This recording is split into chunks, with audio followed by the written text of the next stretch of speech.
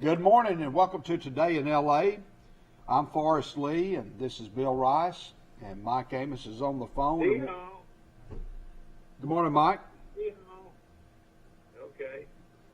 Today's the 8th of May, Friday morning, and it's Mother's Day weekend. And excuse me, it's May the 7th. I'm off a day. Thank you. It's May the 7th. I tell you what, it won't get any prettier than this in Florida. It is a beautiful sunset down here in Panama City Beach, and if you want to make plans to come on down because it is going to be a beautiful weekend, Mother's Day weekend in Panama City, Florida here. Yep, that'd be a good thing to treat Mother with is a weekend at the beach.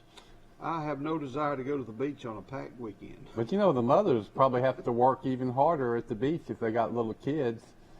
Oh yeah, sometimes it's like this. You're right. When you're loading all that stuff to take it to the beach and then picking it up and watching the kids make sure they don't get out into the water with the sharks and the jellyfish. Yeah, well, Troy University graduation this weekend. We got another caller. Mm-hmm. Yeah, it's going to be a big weekend. Yeah. Yes, graduation for Troy University today, and if you want to go eat lunch, you better get there early.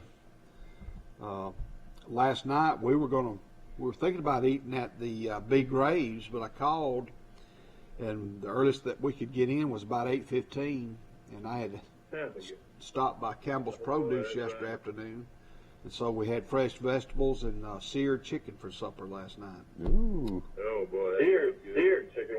Seared. What's seared chicken? Sear. Well, I put a little bit of olive oil in a pan, and I get my onions and bell peppers sauteed a little bit. Do a little bit of butter in there, not much. But then I had Purdue chicken I put in there. Chopped up two breasts and seared it. I call it seared. I keep reading that there's seared. Chicken shortage in America. Well, I know prices of chicken are going way up. It's like the prices of lumber, which I guess is good for Rex Lumber Company here in town. Well, it's not good for the people who are cutting the wood. They're not getting the money. Well, I mean, don't know about that. let's go back to your seared Yeah. chicken. Well, that's what I had, and then I had stopped by Campbell's Produce, and I had fresh squash. I boiled it with water and a little bit of onion, and I had fresh tomatoes, new potatoes, Wow. with onions and carrots. I had coleslaw, lima beans, and that's what we had for supper. That's Abby came You had over. a pretty big supper, yeah. That's a great supper. You know what we had at the Rice House, and I fixed it hamburger helper, stroganoff style, on sale at Piggly Wiggly for 90 cents Box. 70 cents, 90 cents, my hamburger helper mix. I saw it when I went in to get something else, and I said, I'm getting it. And so I made up some hamburger helper. How much was a hamburger? Probably about $5. Yeah, I got the recipe called for 1 pound of ground beef. I got 1.26 pounds, and Jack and Maggie had never had hamburger helper, and so I had to sell them on trying it. I said it's kind of like lasagna; it just doesn't have the tomato sauce. It's noodles and meat. And actually took a couple bites and seemed to like it, but. And then I've got some corn on the cob. Jack loves corn on the cob, so we had hamburger helper and corn on the cob. I love hamburger. I love corn on the cob. It's delicious. I know you that. know something about your wife, Forrest. I like my Forrest, my squash boiled in hot water and not cut up. You know, some people just cut up squash and everything like that, but I like the whole squash. Have you ever done that with butter and a lot of butter and pepper? Not whole squash, but these were baby squash that I got at Campbell's. Ooh, they were delicious. And I've got to, today in my garden, I got to I've got to put my string on my string beans because they're starting to run up the poles of the wire. Now, Forrest gave us a rundown of what he's found in his daily research, and one of the sports stories you found needs to go national. Tell us about it. I'm sure it will. Let me pull it back from over here. But in high school softball, I've got all these notes. It's 46 to 45. Mm-hmm. That's right. Go ahead, Michael. Well, I'll tell you the high points. It's a high school softball game, playoff game. Who was it? Parks Crossing. Parks Crossing 46, Sydney Lanier 45. Took over 5 hours. And here are the records. Most walks. Have you ever in your life heard of that, Dad? No, I cannot believe it. 46 to 45 high school softball game. Final 65 walks. Sydney Lanier had 42. Parks Crossing had 23. Hit by pitch.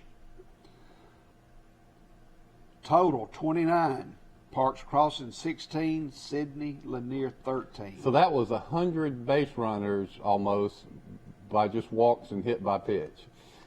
That. All right, and I looked at it a little too far. I mean, there weren't that many hits in the ball game. I mean, base hits. I think one team had 15 and the other had 7.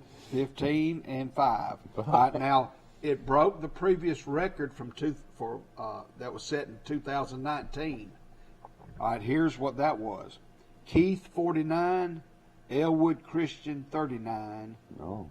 So that was in just 2019. So there are records still to be broken. What that tells me is that it's hard to get. If you don't have a pitcher that can throw strikes, you're going to give up 46 runs. Oh boy, that is really, really bad. And was this the playoffs? The first? Yes, it was. That's part of the area playoffs. Oh boy, it's something. What about those umpires? I would have just started, if it was close to the plate, I'd say strike. That was something. But notice that my good friend Wes Allen is running for Secretary of State. Yeah. What do y'all think about that? He's a pretty good candidate, wouldn't you say? Yeah. Sure you know, the odd thing is, it was not in the Dothan paper today, and it's not in the Troy Messenger website. I don't know if it was in the. He had a press conference yesterday. He went live on Facebook. I guess up in Montgomery. AL.com had a big story, so that's the number one news source in the state. But Wes's father was a well-known person in state politics, I think, too. Got a tough He still is, yeah. Well, he's going to have to win north of Birmingham. Mm-hmm. That's In Alabama, they say. That was remember when it was rumored, or I think Chancellor Hawkins seriously considered running for governor one time, and everybody around here is happy he didn't. But the thought was that he would do great in the central Alabama and South Alabama where he was well known, but maybe he wouldn't do as well what you just said. Nowadays you can't say that about him because he's been on Troy University. They publicized it statewide on everything that he's up there speaking, and anybody that sees him speak or hears him speak, he's so articulate that everybody now knows who Jack Hawkins Jr. is. Well, also in that he could run for something on the Florida Panhandle. They show Troy University commercials nonstop down here. I know it, and again, Jack. Don't get me wrong, Chancellor Hawkins not running for anything, but if he did, he'd be well known, I think. One of the high-ranking members in that office is from Troy, Alabama. His name is Clay Helms, the son of Sherry and David Helms. But Clay's been working in that office for several years. The Department of State. I didn't know that. And he I did not know in the that. voting area, and Clay's married to a young lady from Troy. I think it's Bonnie Etheridge, her Anthony and Vicky's daughter. Yeah, oh yeah. But he works in that office as well.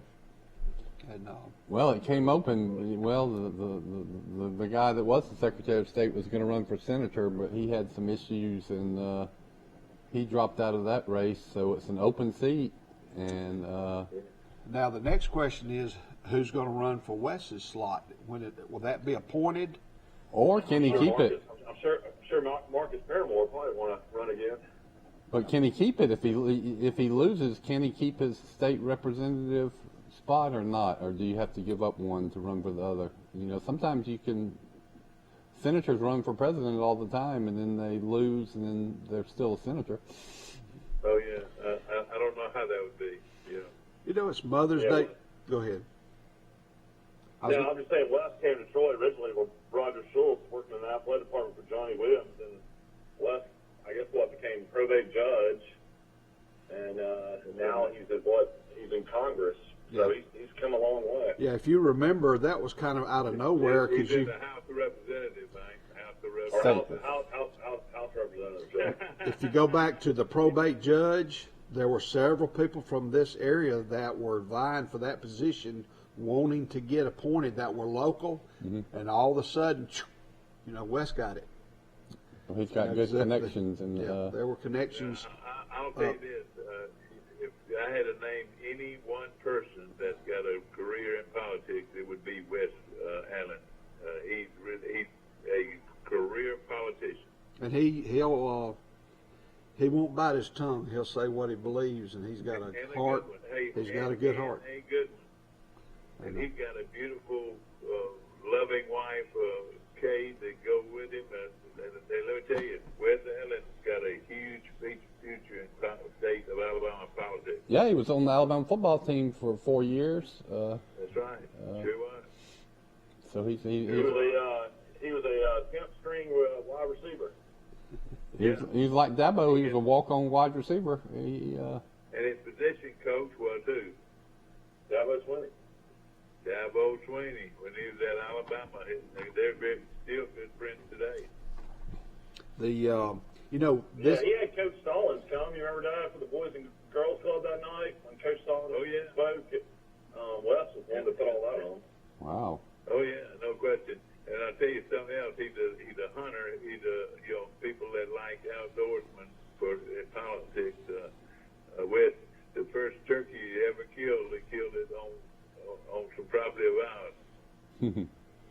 Well, it being Mother's Day weekend, you know, tonight the park band will be on the square in Troy starting about 7 o'clock. You can bring your lawn chairs and get real comfortable and get you something to eat locally downtown and enjoy the sounds of the park band, the local You're band. Exactly right. And like you said, there's Mama Goldberg's, one good place to eat downtown. And B. Graves, Francesca's, Sips on the Squares. Also, don't call Jean's Flowers. Get your flowers ordered. Call 566-2480. Get that over with. Well, I started our Mother's Day weekend off last night by cooking something. That was the Mother's Day present right there. I started it off. I saw your daughter's picture. I forgot exactly what thing it was, but you sure outkicked your coverage when you came to having a daughter. She's a beautiful girl. Well, we're proud of her. We're pretty pleased. She's a and talented, super talented too. She is one of the finest photographers anywhere. Dad was real nice and took me to eat lunch yesterday. He said, I figured we'd go somewhere like Sunnyside Grill, and he's like, no, let's go get a big steak. So we got a Longhorn Steakhouse, and Big Mike orders a 25-ounce ribeye at lunch yesterday. How did it taste? What? Well, he didn't like his 25-ounce ribeye, so then he got a 9-ounce filet. So he had 2 different steaks. Wow. Let's don't get into that. I'm just saying. That was a lot of steak we had for lunch yesterday. That's what you said yesterday, though. You don't mind paying for a good steak, and so you proved it. But I tell you what, your mama got a filet, and that was the best thing, the best order made. It was great. Yeah, it's beautiful down here this weekend. Anybody comes to the beach, it's going to be sunny, 79 to 80, lows tonight, low 60s. It's just gorgeous right now. It's really very cool and pleasant. Mike, tell us a little bit about how you go to the Gulf. That's interesting to know. Well, I mean, we talk about it all the time. We have a beach permit a lottery for residents to live in Walton County that they can drive down on the beach in their four-wheel drive vehicles. We're lucky that my wife's family bought in Grayton in the 70s. We got grandfathered in. So anytime we want to go to the beach, we already have our chairs, and floats, and boogie boards, and, you know, all the sand buckets and shovels already ready to go. And we just jump in the truck, and we're about, 200 yards from the beach. So we just get in the truck and drive to the beach and go out there and park right next to the water. And then when we're done, 3 or 4 hours later, we just load everything up, throw it in the truck, and head back to the yard, and we're done for the day. Pretty good. You didn't have to remove anything until you got to the beach, did you? Yeah, you know, we keep It makes coolers. it makes it so convenient, doesn't it? Yeah, we have coolers, we have umbrellas. If we forget something, I just, you know, jump in the truck and drive to the house and grab it. I'm back down there in a couple minutes, so I mean, it's great. And do y'all set up on the ocean front or the river front? Well, we have the lake. We have Western Lake that flows out into the Gulf of Mexico, or the Gulf of Mexico. Mexico flows in, so we have that option. And then, you know, sometimes we just park, you know, on a certain spot of the beach and just, you know, let the girls run around the Gulf of Mexico, running the waves.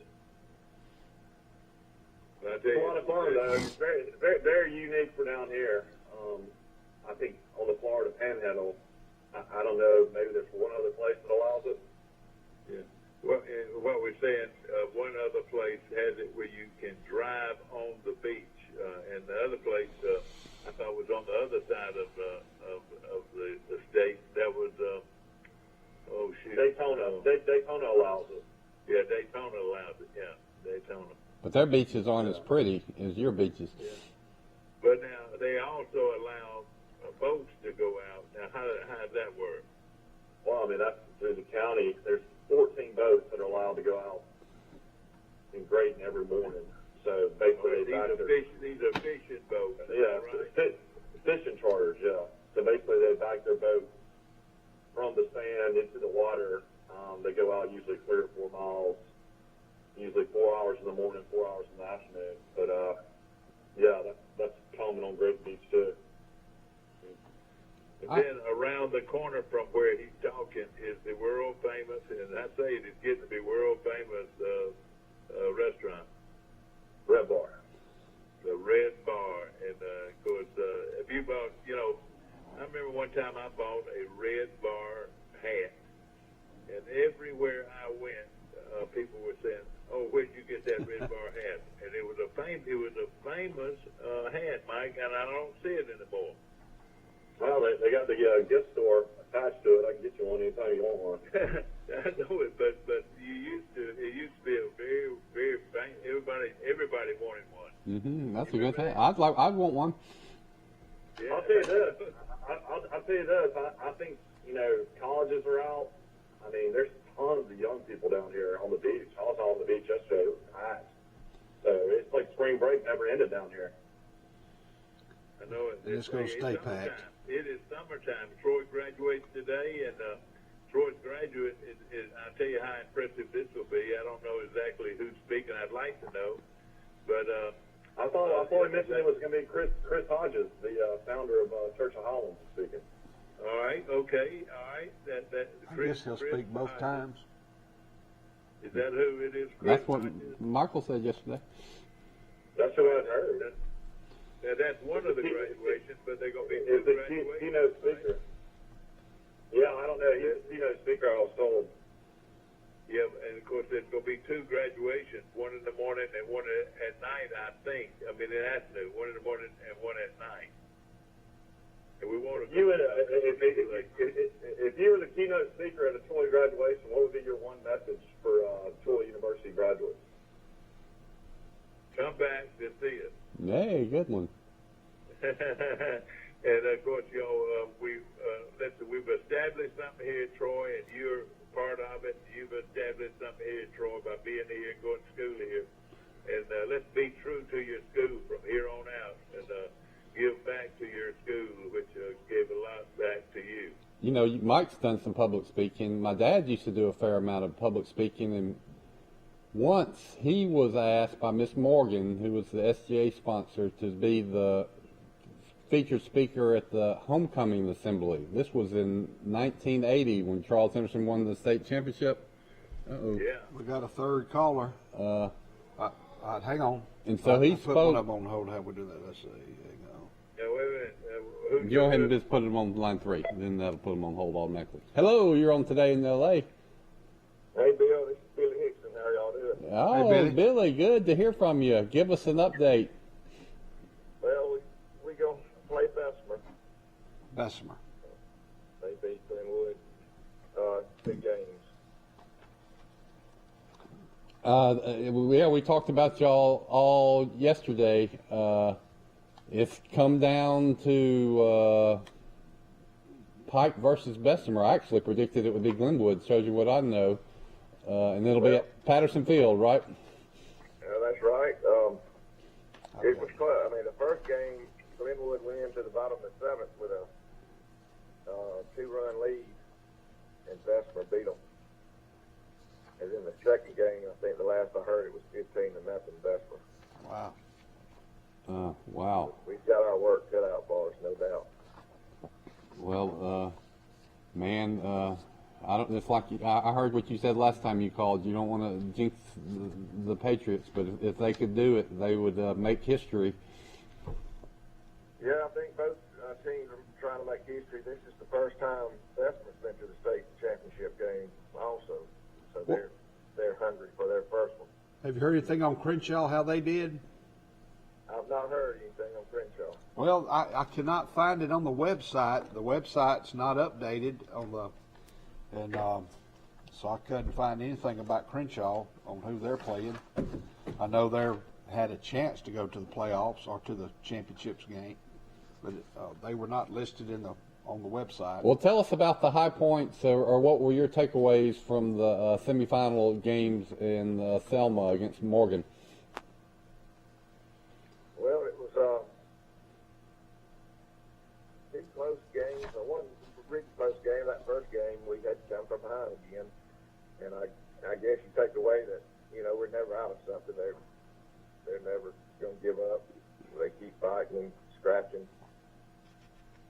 doing what it takes to win. But second game was pretty much, I think y'all discussed it, that Drew Nelson's pitching and hitting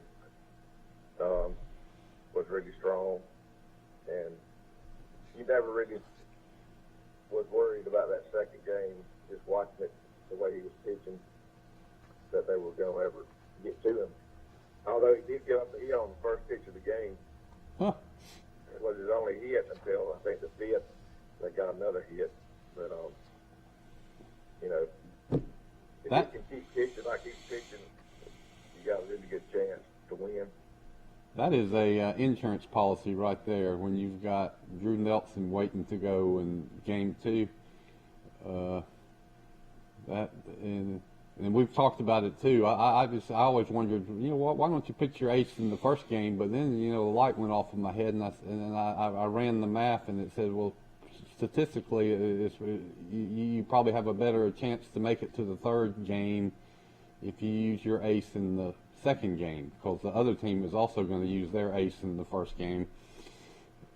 And that game might be more of a toss-up. You see what I'm saying? They might have a pitcher they can throw against you that could shut you down too. You could sit and debate this all day long about your pitching matchups, and there's really not a wrong and right way to do it. You just got to do what you feel like best for your team and go with it. I think that's I think what your son's doing is the way to do it. And the more I think about it, is you can prove it with math. That's the way to do it. And then you get to a third game, and then it's always depth in the pitching staff. Who has the greater pitchers that can go in the third game? And it's very, very few teams that have really strong, solid pitchers that can go in the third game. So a lot of these third games you see are high-scoring affairs. So y'all play Wednesday at 10 o'clock, correct, at Patterson Field? That's right. And you'll play a doubleheader back-to-back. And if there's a third game needed, you'll play the next day. 10 o'clock. I'm 10 or 11. I've heard 10 now. Don't quote me on that. Yeah. Along the website, it shows, if needed, 11 o'clock. That's what the website, it may change. But it does not say anything about who's playing double A or single A. But anyway, Yeah, good luck. let's see. Hold on. Let's see if we can get one more caller back on here. Billy, stay with us. Hold conference.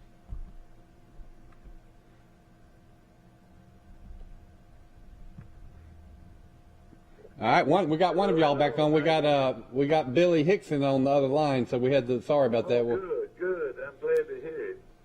You have to drop me. Well, we got Michael dropped now, but Billy's still with us. He was giving us an update on the Patriots. They're playing Bessemer, Mike, for the state championship. I'd like to talk to him. That'd be great. And Bessemer, Billy, didn't you say that Pike had played Bessemer already this year? Hello, Billy. Well, we might have lost Billy now. You with it?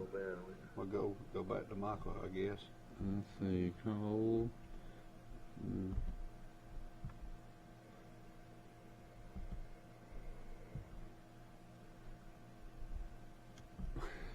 It just messes everything up when you get it off. All right. I'm on. All right. Well, we're trying to get 3 on, and that's all. You can't do it. Let's see. Hold.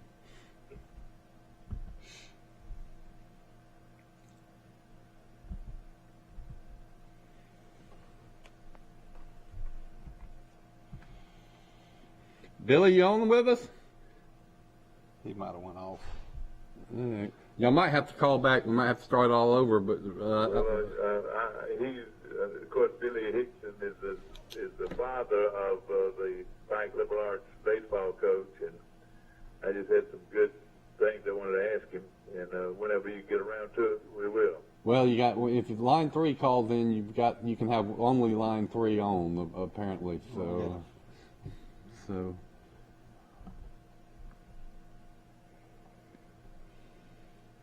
But I'm going from memory, but I think Pike has played Bessemer this year already. They hadn't played Morgan, and I think they had played Glenwood too. I can't remember how. Seems like Pike might have lost once to Bessemer or came back and beat them. They beat them once too.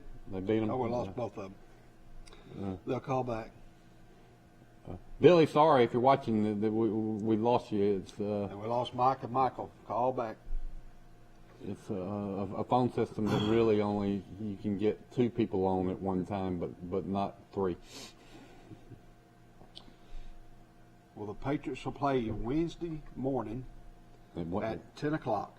They'll play a doubleheader. Mm-hmm. All right. Thanks for calling back. Did y'all watch any of the golf yesterday? Mickelson, at 50 years old, shot 64 and is leading at Quill Hollow. Wow. No. Golly. Yeah, Quill Hollow is a great course. I mean, you're talking about there's been tons of majors played there over the years. I don't know if he can hold up for 3 more days. That'd be something to see. He can do it for 1 or 2 rounds, can he, still? It's kind of like Fred Couples could do it and older, and Bernhard Longer could do it. Tom Watson could, if Tom Watson had kept his putting stroke, no telling how much he would have won in his older age. Governor DeSantis, I was reading an article, he said Floridians on unemployment will need to start looking for jobs again as soon as possible.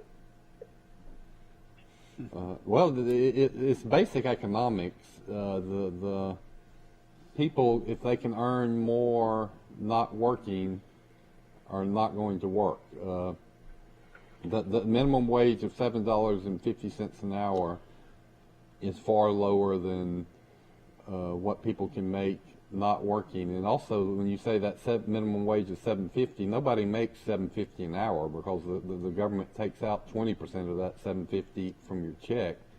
So it's actually your take-home pay is not $7.50 an hour. It might be $6 an hour. Everybody in Troy needs help wanted, help wanted, help wanted. It's amazing. Everybody. It's all across America, as I understand it. All restaurants, just go anywhere and apply for a job. Well, Michael, you said something really interesting yesterday at the end of our show about the people are flooding in that are waiters and bartenders from states like California to states like Florida where they can work.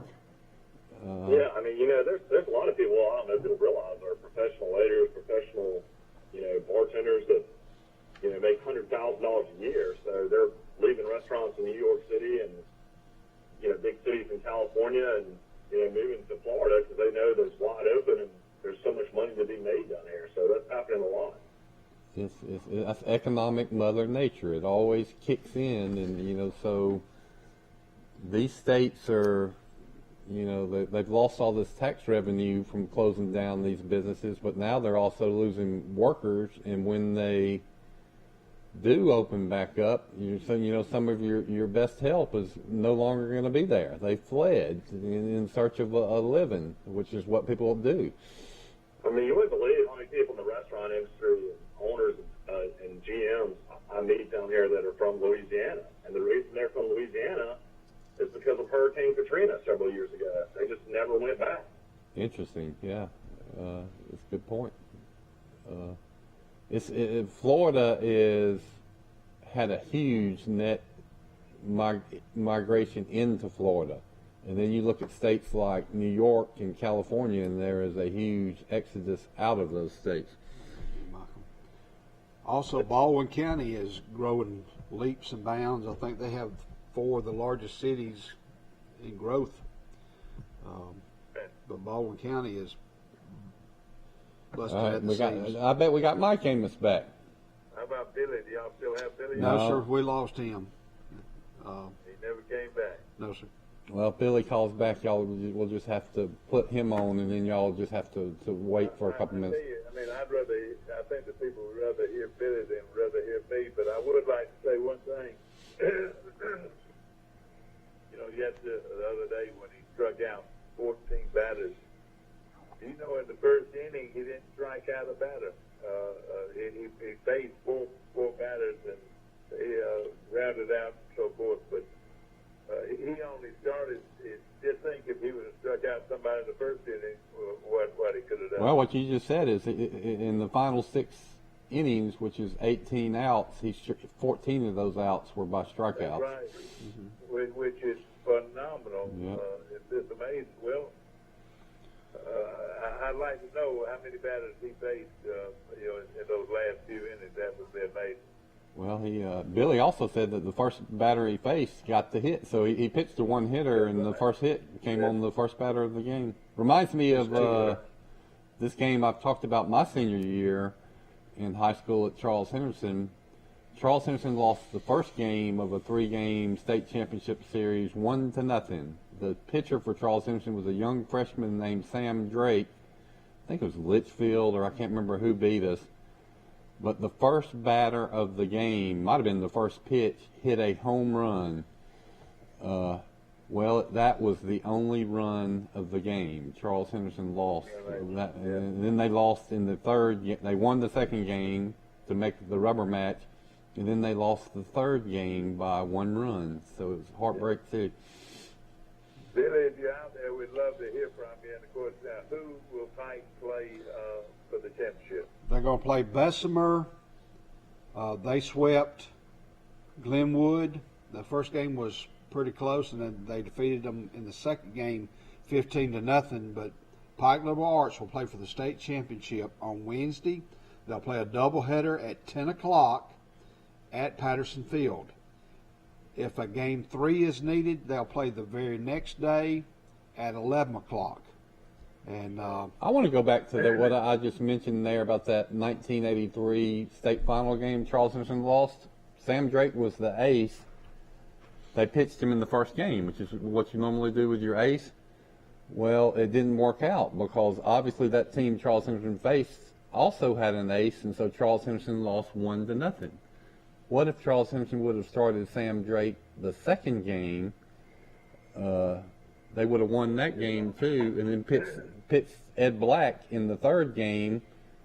They would have won that state championship series by not pitching. You got to get Mike Hogan on the phone and find out what he was thinking. Well, he was doing exactly what every other coach has done forever. You just like Billy said, you can't. There's arguments either way, but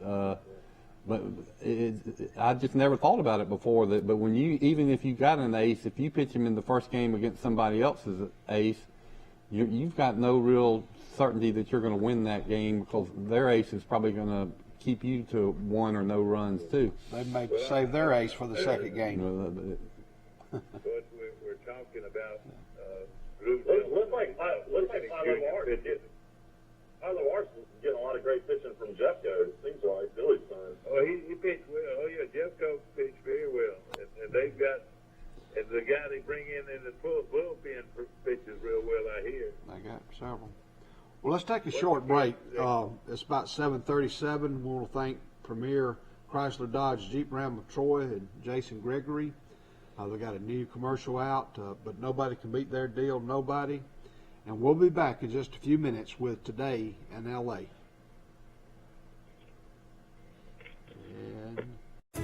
A personal touch, a high level of trust. Whether it's checking and savings accounts, personal or business loans, or our local friendly service. That's what Troy Bank and Trust customers expect. But now we offer more. Free identity theft protection for our new and existing customers, protecting your family's time, money, and good name from identity theft. Because protecting your identity is now a big part of our identity. This is my chart from Southeast Health. And you're gonna want to make it yours. Not because it's free, But because it's priceless. Because with my chart, you can schedule appointments online with your provider. you can email your provider and get answers. Have a virtual visit. Get test results refill prescriptions, and manage your family's health care. You know how we all want health care to be easier? But no one seems to listen? Well, someone did. Southeast Health. To get your free MyChart app, Visit your app store or go to southeasthealth.org. When something's just right, it's more than a good fit. It's that perfect feeling. And at Badcock Home Furniture and More, that means just for you comfort. Find styles that move you at Badcock's Motion and More sale. Featuring new recliner sets like our remarkable Duke collection or our selection of Lazy Boy recliners. All with no credit refused. So shop what's just right at your local Badcock in Elba and Enterprise. Badcock Home Furniture and More. Just right. Barney, what are you doing? you've been looking for a sale. I'm going to give you one. We got one open. Barney, it's not a jail sale. It's called a car sale. 0% financing for 72 months.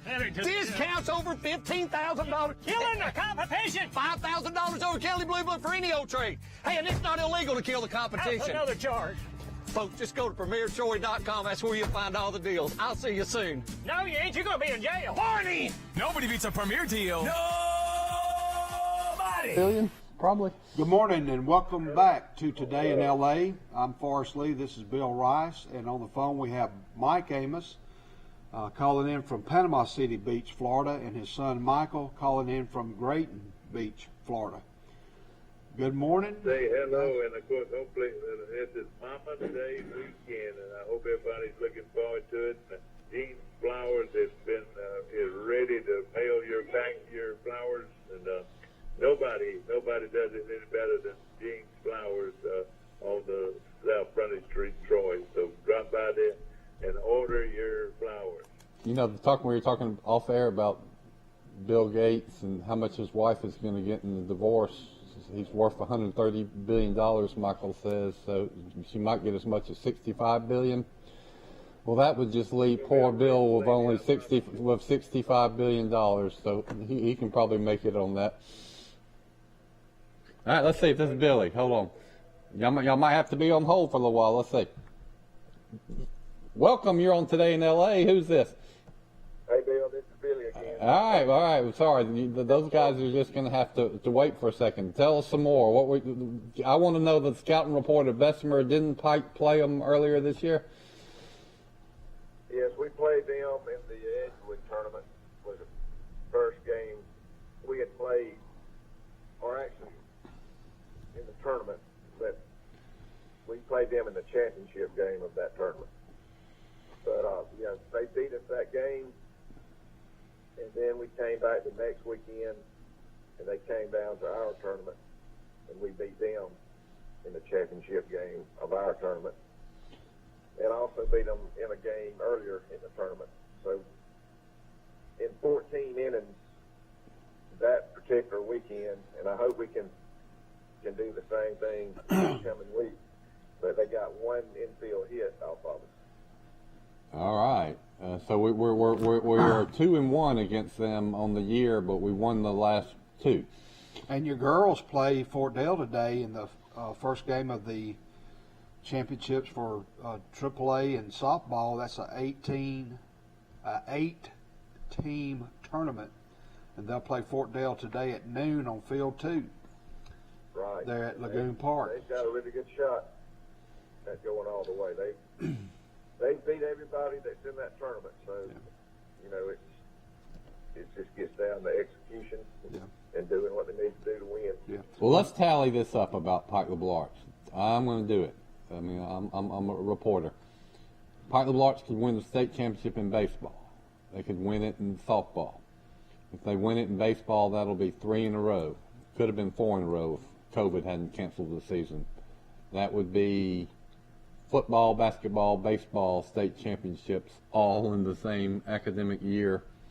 And we haven't even talked about the cheerleaders who've won 8 state championships in a row and just won a national championship at Disney World.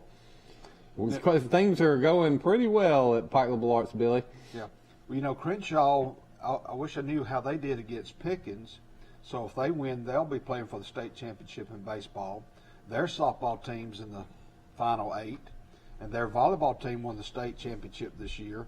And in football, Crenshaw Christian Academy won football this year. Well, they're having a fantastic they're having year, a pretty good too. year. But I have no idea how they did. I don't have any updates on that. But good luck to the Lady Patriots.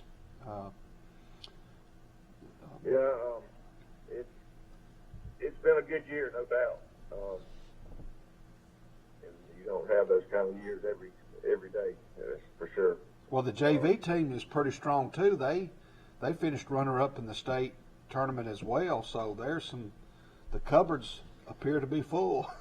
Yeah, they had a really good year. They were undefeated until the state tournament. Well, how many lost in it? How many seniors does Pike have on their team? They've got a lot. I'm not sure the exact number. Of the starting 9, I think they have 5. Okay. And then you add Javon Christian in there. He plays center field sometimes, according to how the pitching rotation's going. But he's also a senior, so you could say 6. Well, that'll be tough to replace all those guys next year. Mr. Hickson, who are some of the kingpin pitchers besides Drew? We know Drew is. I know Javon pitches, Press, Jeff Cope. Walker Stallworth, Levi, Sykes. Has been going a good bit here lately.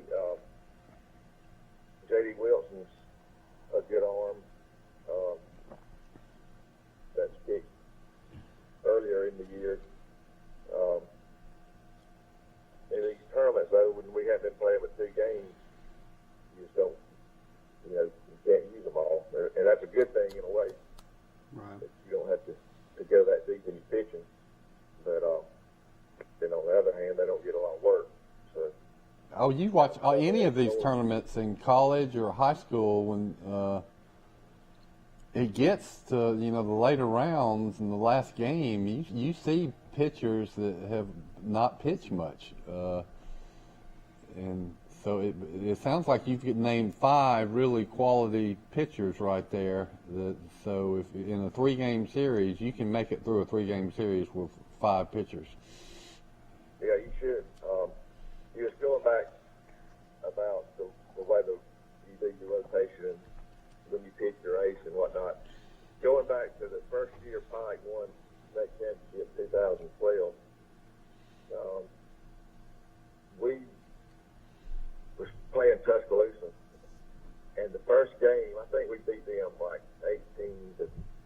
and it was a blowout, you know. And we were thinking, God, this is not even going to be a challenge. You know, we're going to come back the next day and win and whatever. Well, the next day we lose, and we get to that third game. That's all Tuscaloosa was trying to do, is get to that third game, because they knew you didn't have the pitching to match us, but the way he did it, he never outpulled it all. Mm-hmm. And, you know, I always say, you just try to get to that third game, because that, you know, everybody's down in their pitching rotation. It's the second and third games are the most important. The third game is the most important. Mm-hmm. It's probably just something that only interests me, but the more I think about it, I would start my number 3 pitcher in the first game and save my number 1 pitcher for the second game, and then pitch my number 2 pitcher in the third game, and I would feel very good about the second and third games. Mr. Hickson, what about the pitch count? I noticed on the website that there's a pitch count. Are they limited to, like, if a person pitched Monday, say on a Monday, and they only pitched like 3 innings, do they do it by pitches, innings, or is there a time break in between, or are you familiar with that? It's a pitch count. I do know that. I'm not exactly sure about the exact number, but if they stay under a certain number, they can pitch the next day. But if they go over that number, they're out for several days. It's the number of pitches, not the number of innings. That's right. It's all on pitches, not innings anymore. So, you know, that's something that you've got to keep up with if you're planning out your, you know, how you want to do your pitching. You know, so you can come back and pitch, even if you've already pitched. You know, in softball, you see it that they'll you can take a pitcher out and then put her back in later in the same game. Well, I'm wondering what Bessemer's strategy will be, because, you know, they've probably got a kingpin pitcher as well. You know, and yeah, they do. There's going to be. We've discussed how they're going to do it. They've got one really good pitcher. They've got several good pitchers. They do have a Alabama commit, tall left-handed kid, and we've not seen him. And I don't know when he'll pitch. He pitched game 2 last night. Yes, sir. So. And what was the score? What was the score of that game? It was 15-0 last time. So he shut him out. So their coach is going to think like me, and he ain't going to want to waste his ace against Drew Nelson. So he's gonna probably start him in game 1 and try to get. They've got another pitcher that we've seen twice, and we've beat him twice, but he's a good pitcher, and I'm pretty sure they'll throw him first. But you never know. I mean, this is different scenario than it has been in the past. I mean, it's a championship now. You got to really do what you think's, you know, the best to win. But every pitch counts. Yeah. Every runner counts. You know, like I said, we've not seen this guy. They hadn't thrown him against us, and they really hadn't seen Drew either. So. Oh, they go against each other or not. So in these 2 wins that Pike had over Bessemer, none of those wins were Drew Nelson. No, they wasn't. I think Drew threw 1 inning in one of those games. But Devon threw, and I want to say Walker Stallworth threw. Yeah. What about your hitting? Who's I know that Drew had a 2-run homer the last game, and you had. Who are your top average guys on the team? Batting average guys. Average guys would be probably Drew, Mays, Levi. Be top 3. And your top home run hitter is who? Probably Levi and Drew. Drew hit 2 home runs the other day. Oh, really? Yeah, not a 2-run homer. He hit 2. Yeah. Solos. Okay, that's all. How big is Drew? No, he's about 6 foot.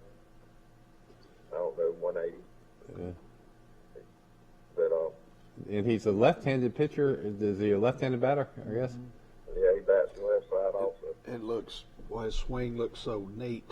I mean, it's smooth as silk. Yeah, he works on that a lot. Now, Scott Taylor Renfro average probably doesn't reflect it, but he's clutch. The big hits, big moments. Like the other day, I mean, it wasn't a hit, but it was a long sacrifice fly to score a run from third. And he knows the situation and knows what he needs to do. He's laid down some good bunts. So he's a weapon when he's at the plate. Who helps out Rush coaching? Who are his assistants? Well, his brother Ross handles most of the pitching duties. Hunter Mann has been helping them a long time. Actually, Ross and Hunter Mann helped Ponder for the last 4 years that he was at Pike, so they were on his staff. And Ponder's team swept yesterday, didn't they? I believe they did. Did they? I believe 8-0 and 7-0. And there again, it's hard to follow the website at the Alabama High School Athletics Association, but I believe they swept Shelby County 8-0 and 7-0. So they'll play in the semifinals next week. Who's the catcher, Mr. Hickson? Who plays? Yes, sir. John Lott. John Lott. He's a ninth grader. He does a really good job. Ninth grader. Wow, that is a important position in baseball, especially youth high school baseball. It really is. Now, when he gets you can have all the pitching you want. If you don't have a catcher that can handle them, it's not a good situation. Well, you can get so many free bases if you got a lot of pass balls, or somebody that that throws wild when they try to throw somebody out. A pitcher's got to be very confident that if a guy's on third base and he wants to throw a curveball, that he can throw that pitch, knowing that catcher's going to block it up. Exactly right. And so John's done a really good job this year. Really good defensive catcher. I mean, as a ninth grader, his batting average is not real high, but again, he has come through the year with some good hits in key situations. Well, he's walked a lot. He's got no base. I have watched a lot of baseball in my life like you have, but I just really can't remember many freshman catchers, playing at the level that Pike Liberal Arts plays at. That is really impressive. I'll tell you what I'm impressed with is the facilities at Pike Liberal Arts, the baseball, the hitting cages, and even the softball complex is, very picturesque. It's come a long way.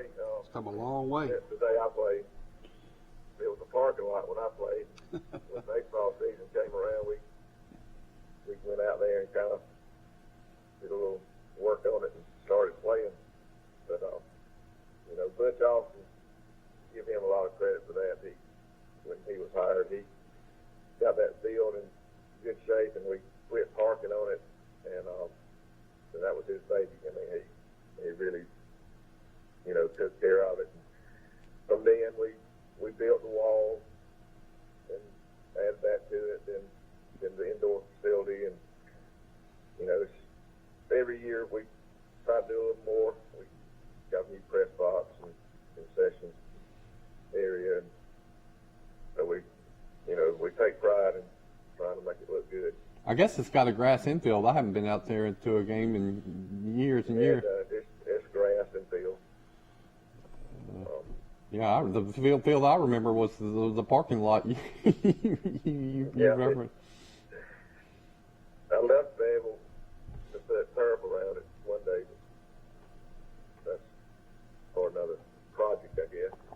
But to get back to the coaching staff, Nate Renfro helped. He played there. He was on the 2018 championship team, I think. Well, who would be considered your hitting instructor? Hunter Mann. He actually played at Mosley High School in Florida, and then went to LBW and played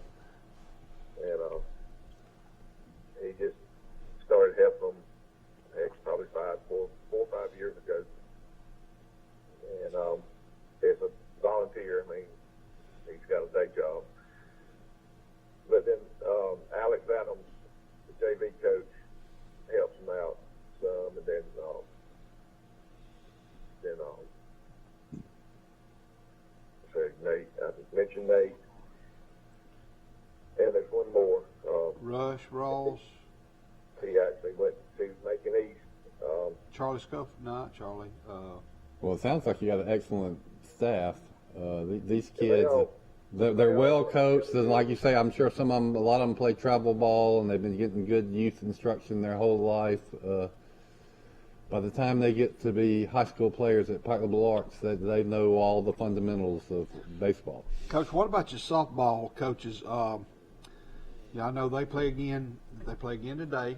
And there's an 8-team tournament. But Mr. Rowland, this is his last year, isn't it? He's retiring. Retired this year. Who helps him? Do you know? I don't know exactly who all helps him. I know one of the football coaches. I'm drawing blanks right now. Is it Schofield or Matthews? It's not Matthews. Okay. McClellan. Good gracious. I saw it. I'm wondering, has the Pike girls won any state championships like in basketball or softball before? I don't think so. They have in basketball. No softball state championship. They've been close a couple times, but hadn't cashed in yet. I think they've won 1 or 2 in basketball. So this is a big deal with the girls softball team too. Yeah, this group of senior girls, they've been playing starting since probably they've been in the 8th or 9th grade. They started young, and they've been close. But I'm hoping this year, their senior year and last time, that they can put it all together and bring home the trophy. Now, the golf team had a good year. They finished second, and all those golfers are coming back. I know it. They'll be the favorite next year. Young golf team also. Yeah. Like I said before, the softball girls, they beat everybody in this tournament. So, it's not like they're going up against somebody that, we can't beat them. They've done it. So, they just got to play their game. And, when you got so many good teams, the team that comes that day and makes the plays. That's right. It's going to win.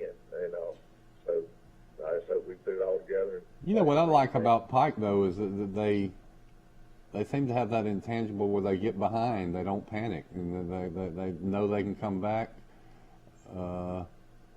It's more than just talent. Some teams, when they get behind, they tighten up. But I think Pike, they're competitors. So they are, and they ought to want to be playing their very best games at the last, and I bet they do. They're going to want to put an exclamation point on this season. Well, no doubt. This Bessemer and Pike series is going to be a good one because, look, I'm a Pike guy and I want us to win, but I'm also a realist. And Bessemer has got a great team. I mean, it's going to be 2 good teams, and like I said before, the team that plays the best, no errors, not a lot of walks in the pitching staff, will come out, the winner. Well, you're playing on a different kind of field too. You're playing at Patterson Field, and and Pike has an Auburn commit in Drew Nelson that we've talked about a lot. But Bessemer has an Alabama commit for a pitcher, and then Florida State commit. Bessemer beats Glenwood 15-0. I mean, Glenwood is the baseball dynasty in the AISA, really, and they got stomped. Well, Billy, we're going to go to commercial real quick. We want to thank Troy Bank and Trust Company for being one of the sponsors, the Witherton Group, Bird's Drugs, Southeast Alabama Gas, Bill Jackson Chevrolet, Cinco Drugs, and ladies and gentlemen, we'll be back in just a minute with Today in LA. A personal touch, a high level of trust, whether it's checking and savings accounts, personal or business loans, or our local friendly service. That's what Troy Bank and Trust customers expect. But now we offer more. Free identity theft protection for our new and existing customers, protecting your family's time, money, and good name from identity theft. Because protecting your identity is now a big part of our identity. This is my chart from Southeast Health. And you're going to want to make it yours, not because it's free, but because it's priceless. Because with my chart, you can schedule appointments online with your provider. You can email your provider and get answers. Have a virtual visit. Get test results. Refill prescriptions. And manage your family's health care. You know how we all want healthcare to be easier? But no one seems to listen? Well, someone did. Southeast Health. To get your free MyChart app, visit your app store or go to southeasthealth.org. When something's just right, it's more than a good fit. It's that perfect feeling. And at Badcock Home Furniture and More, that means just for you comfort. Find styles that move you at Badcock's Motion and More sale. Featuring new recliner sets like our remarkable Duke collection or our selection of Lazy Boy recliners, all with no credit refused. So shop what's just right at your local Badcock in Elba and Enterprise. Badcock Home Furniture and More, just right. Barney, what are you doing? You've been looking for a sale. I'm going to give you one. We got one open. Barney, it's not a jail sale. It's called a car sale. 0% financing for 72 months. Discounts over $15,000. Killing the competition. $5,000 over Kelly Blue Book for any old trade. Hey, and it's not illegal to kill the competition. That's another charge. Folks, just go to PremierTroy.com. That's where you'll find all the deals. I'll see you soon. No, you ain't. You're going to be in jail. Barney! Nobody beats a Premier deal. Nobody! Back on there. Ladies and gentlemen, welcome back to Today in L.A. I'm Forrest Lee. This is Bill Rice, and on the phone we have Mike Amos calling in from Panama City Beach. In today's, there's a lot of baseball games scheduled today. Ayrton will host Cottonwood in a doubleheader. This is the third round, so if you win this weekend, you play in the semifinals next weekend to see who goes to the state championship. And the state championship will be coming up the following week. But Ayrton will host Cottonwood. GW Long travels to Ranburne. Opp will host Bayside Academy. Dothan is at Central Phoenix City. Yesterday, best 2 out of 3. Is that right? Best 2 out of 3. Yesterday, Brantley swept Kinston. The way I saw the score looked to be 13-0 and 5-0, and Pike Road and Allen Ponder, they defeated Shelby County in a doubleheader 8-0 and 7-0.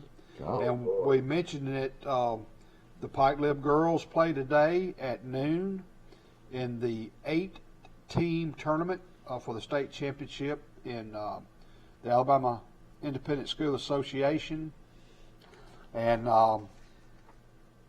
so there's a lot of stuff going on, and I've got some, I think. So I wonder how long that 8-team tournament will last. When will we? 2 days. 2 days. So we'll know what by the end of tomorrow. It should be over tomorrow night. That's a lot of softball they're going to be playing. One other thing before we get away from high school baseball, the winner of this goes to Montgomery for the Final 8 or Final 4. Who is this, Mike? Actually, baseball tournament. No, sir. This is the third round. Next week will be the semifinals, and it will be at somebody's home. Mm-hmm. And then the next week, it'll be, I believe it's in Montgomery. I have to look that up. Of course, Pines Liberal Arts will be playing in Montgomery. Yes, sir, at Lagoon Park. They'll play at noon against Fort Dale. Crenshaw Christian. Lagoon Park. They're going to play coming at Lagoon Park. That's the girls' softball team, yeah. Yeah, girls. And Crenshaw. I was thinking about Pines Liberal Arts baseball. Where do they play? They're going to play at Patterson Field next week. All right, okay. Gotcha. So everybody can go to Patterson Field, which is a great venue. Mm-hmm. I've seen big college baseball games involving the Trojans, Troy Trojans, and high school games involving and the Montgomery Rebels years ago. Yeah, I went to a Rebels game too. I remember a young man from Troy that stole the show was Pete Van Horn.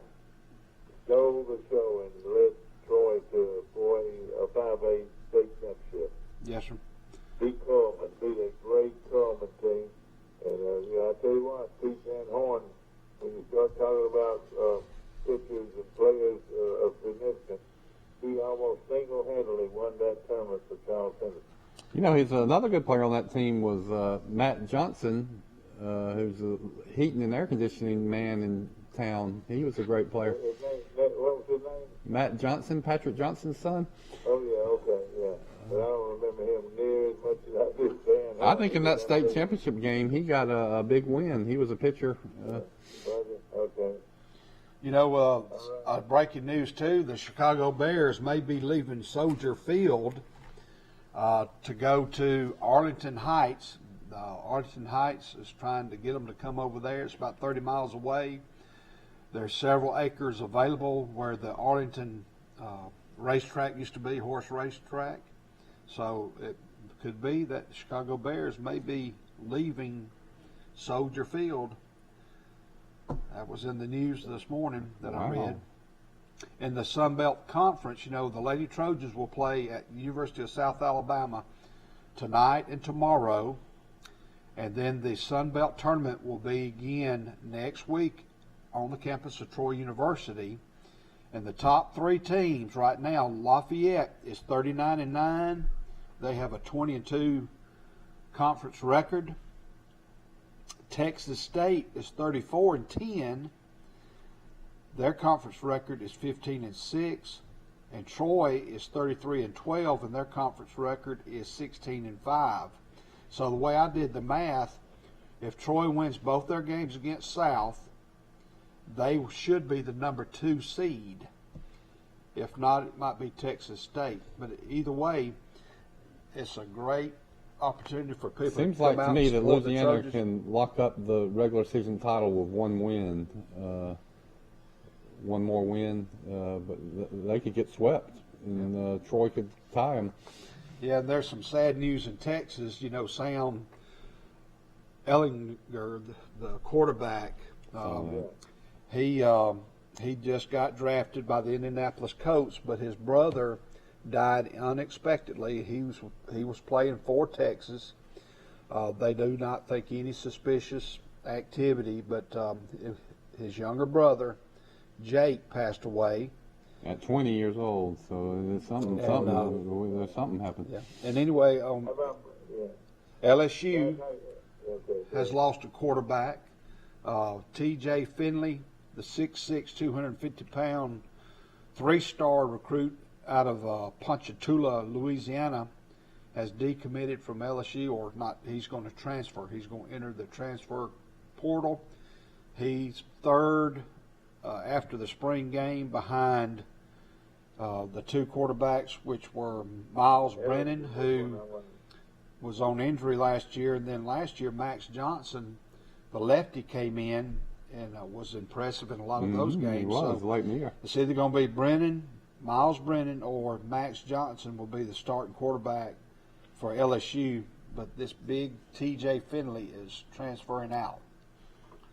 So he had some moments. He started against Alabama. He has got a real good arm, so he'll have lots of opportunities to go somewhere else, and he can play right away. And again, if that quarterback can gel, so can the team.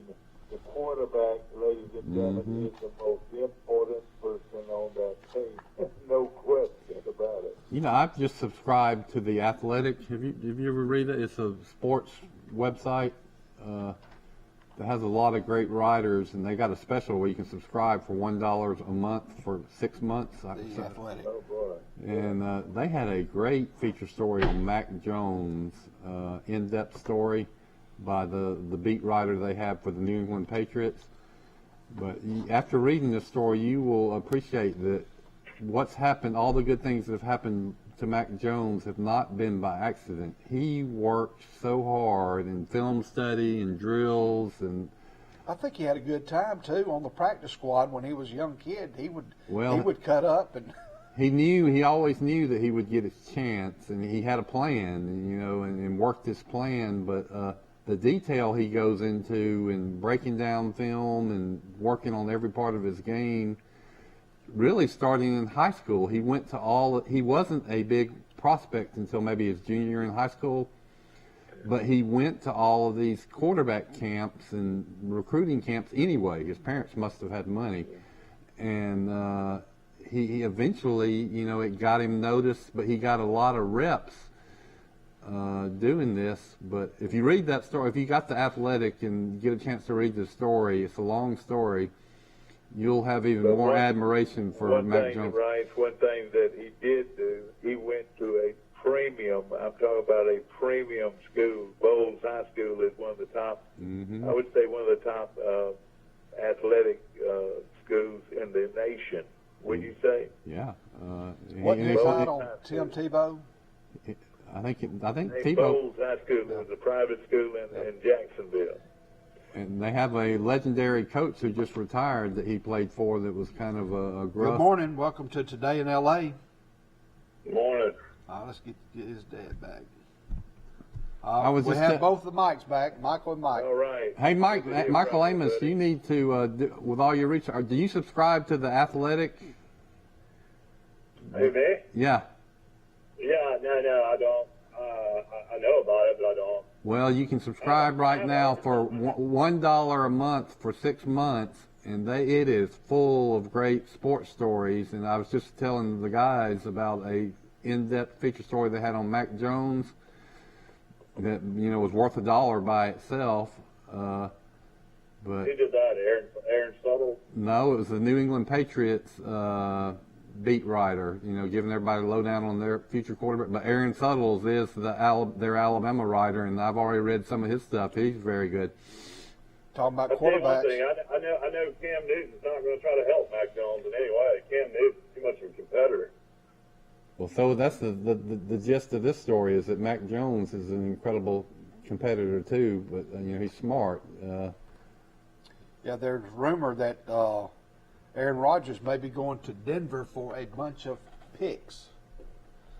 Well, that'd get him closer to out west. I can kind of see that being a place. We'll see if that happens, but that could come to. He's used to cold weather games. Let's say that Green Bay, and then playing in Denver. The Mile High Stadium. Well, Mac Jones is Aaron Rodgers is the quarterback that you could put him on about 4 or 5 different teams, and they go from 500 teams to suddenly a legitimate Super Bowl contender. Denver would be one of them, but the intriguing one I heard was the Las Vegas Raiders as a possibility. Yeah, I got the Raiders. I've got a trip to Vegas booked in October, Halloween, the 31st, and man, I would love to somehow, some way, get a ticket to a Raiders game while I'm out there. I don't know yet; the NFL schedule hasn't been released, but that would be something else if they're playing while I'm out there. Man, their venue looks awesome, and it's so sad that they finished it last year, but they couldn't have one fan go to a game. It looks like it's a beautiful facility. It's a beautiful day in Northwest Florida. I tell you that. If you want to come down here, the water is breathtakingly beautiful, and the waves are beautiful, and just a great place to be for Mother's Day. Yeah, it's definitely, it's perfect conditions right now. I just went outside. It's a nice little breeze blowing. It feels amazing. What I've got here is they're at the Cleveland Browns Sunday, November the 1st. No, that's last year's schedule. Yeah, the NFL schedules haven't been released yet. Well, I like the Raiders because they've got about 4 former Alabama players now. Kenyon Drake just joined them. Josh Jacobs, the Ruggs from Lee High School in Montgomery. One more. Auburn's defensive line's taking a hit because of transfers, and UAB grad transfer defensive tackle Tony Fair, who's been starting the last couple of years at UAB, is leaning towards transferring to Auburn. See, this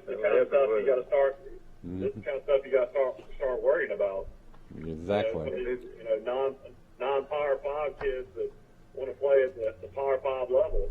You're going to see more and more of this. Well, Alabama lost a backup cornerback, redshirt sophomore Brandon Turnage. He joins William, Eddie Smith. I mean, I don't know much about him. Do you know him much about him, Michael? I've never even heard of him.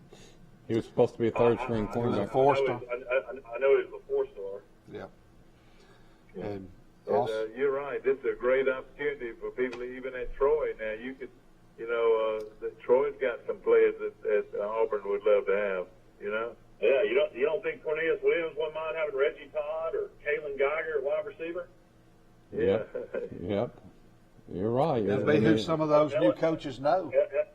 Also, breaking news: LSU starting quarterback T.J. Finley, who started the majority of the games last year. He's the big 6'6", 240-pound quarterback. Looked horrible against Auburn.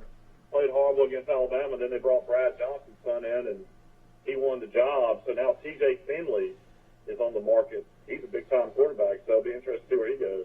And you use the right word, market. It's like the free agent market, except you're not being paid. But some of these players will be paid because they now can get paid. Well, two players from Oklahoma got dismissed within the last couple of days for something, and I don't know if they were starters.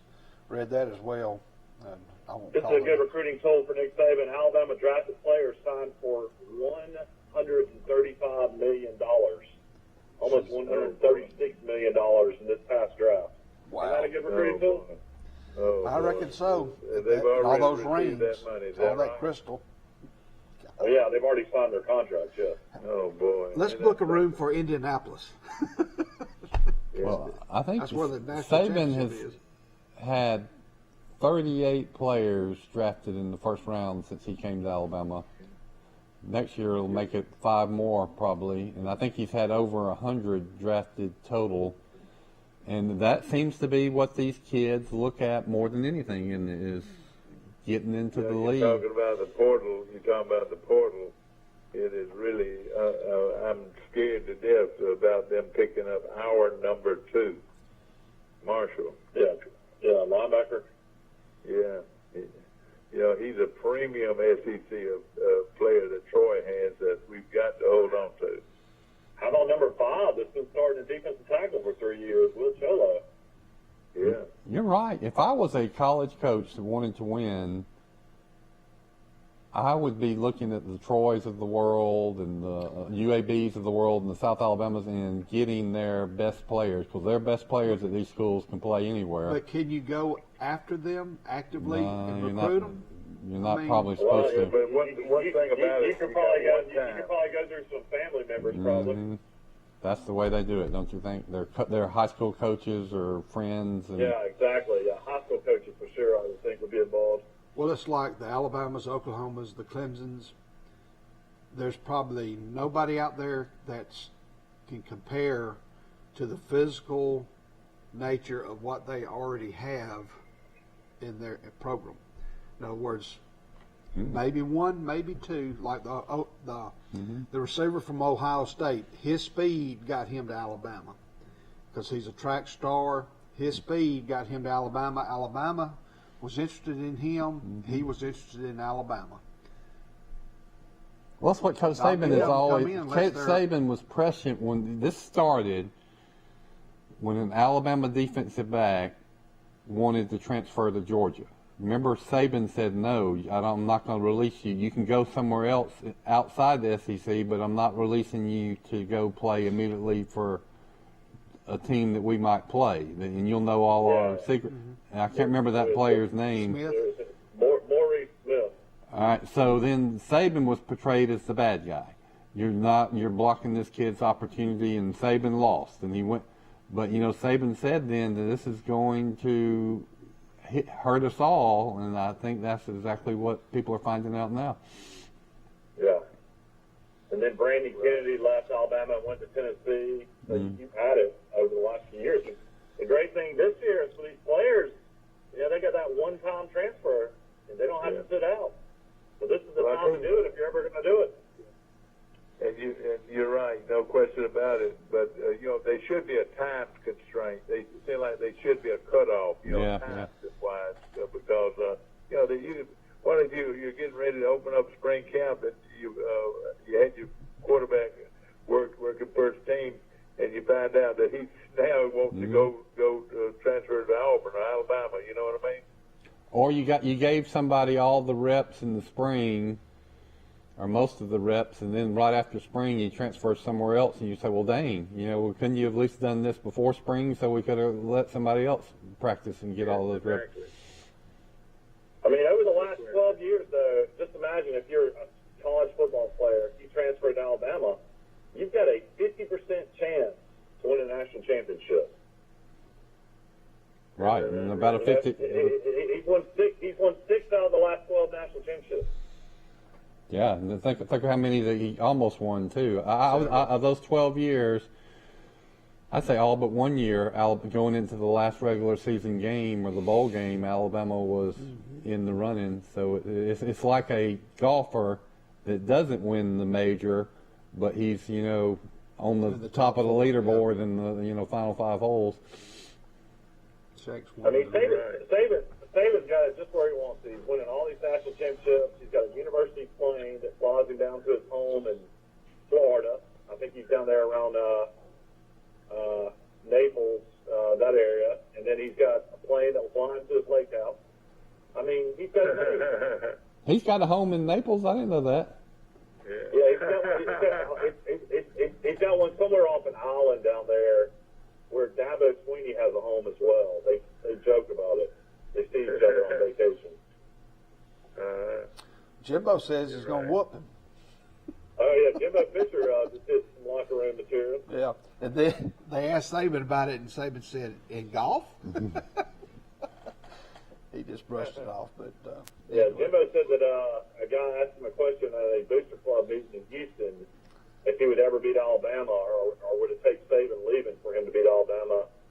And he said, we're going to beat their ASSF. Or ASF. That doesn't bother me. I mean, when you talk to these alumni groups, tell them what they want to hear, and he's just being confident, and he had some things where he qualified that, and it didn't sound so bad. But he said we should be doing that. I think his main point was Texas A&M. There's no reason that Texas A&M, with all the resources and athletes they have in that state, shouldn't be right where Alabama is. He's probably right. Same with Georgia. Georgia has a lot more advantages than Alabama. Yeah. Well, listen. All right, let me ask you something. While we're talking, all right, I want to mention, all right, offensive line. Would you say Alabama's in good shape, or just has a mediocre offensive line? Good shape. They got three starters coming back to G-Town over. And they got some stud freshmen rolled in too. And then people that have played a lot and that have been reserves. Tight ends, great shape. How about wideouts? How do they They'll look? be good. I mean, Mechie is looking. Mechie and Bolden, and then the Ohio State transfer should play a lot, stretch the field. And then they got some freshmen of 4 or 5 redshirt and pure freshmen. One of those will come forward with real experience. So isn't that right? Mechie. Yeah, Mechie was a starter, and Bolden played a lot. Your Billingsley, your tight end is a factor. Billingsley could be a possible first-round pick. He looked great late in the season. All right, quarterback, how do we look? He's going to be good. He's short, but he can. The real deal. Yeah, he's going to be the real deal. But he doesn't have a lot of experience, does he? Nope. Well, Saban blamed it on not playing any non-conference games. You play a 10-game SEC schedule, you really couldn't get him in as much. Yeah. Well, you got to make sure your kicking game's in order. You got to have a good snapper and a good holder. Hope we have a good snapper. We forget who was the great holder. We forget about this. That was quarterback. And Mac Jones was the great holder. Yeah. So we need a long snapper. Now take a look at defense. How do we look up front? Very solid. Better than last year. Defense is loaded. Defense is loaded, you say, all right. Well, this ought to be. Wouldn't you think, Rice, this would be the best defense Alabama's put on the field in 3 or 4 years? Well, they've been subpar recently, but yeah, on paper they should be a lot better than they've been. And I hate to say this, they lose Dylan Moses, but for some reason Dylan Moses last year was not the Dylan Moses we saw as a freshman and sophomore, and so whoever replaces him will be a big upgrade. So the big games that weekend, September the 4th, Miami versus Alabama in Atlanta, and then on the 4th. In Charlotte, North Carolina, Georgia versus Clemson, and LSU at UCLA on the 4th. Mississippi plays Louisville on September the 6th in Atlanta, Georgia. And those are the biggest games in the SEC opening weekend. It's hard to believe, but offense, Alabama should be kicking it again. Defense should be a lot better. So, 6 and 12 years, that might become 7 and 13 years. I'll say this, Alabama has been ranked number 1 at some point in the season for 13 years in a row, which is an amazing record.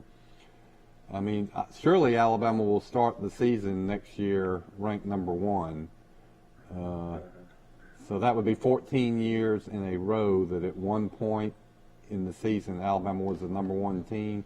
That's never, no team has ever come close to doing that for that long. Yeah, Alabama's going to have a few games with Bryce Young being a first-time starter. He's going to make some mistakes, but I feel like he's going to make so many big runs scrambling. I think it's an added dimension you hadn't seen at Alabama since Blake Sims. Yeah. September the 18th at Florida. You had mentioned that before. And then October the 9th at Texas A&M. Those are the two. There you go. You named them. 1, 2, 3, 4, 5, 6. Well, you got to play Ole Miss too. So you talk about Bryce Young needs some experience. He's got to have 2 games, 2 or 3 to get ready for that trip to the swamp. And his first game is going to be no cakewalk against a Miami Hurricane team that's getting better too. They've got some transfers in.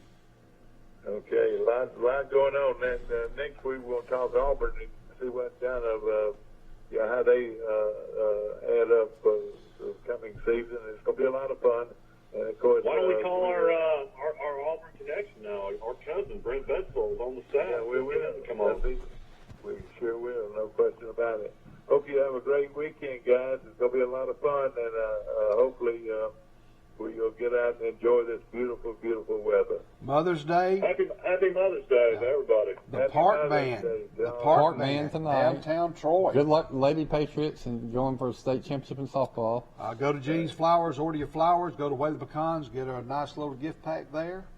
We want to thank all our sponsors and hope everybody has a great weekend. The show will be aired again today at 1:30, the replay. And on behalf of Mike Amos in Florida, and Michael Amos in Florida, and on behalf of Bill Rice, y'all have a great weekend. Give me a ring, Brian. Sir? Give me a ring. Thank you. Yes, sir.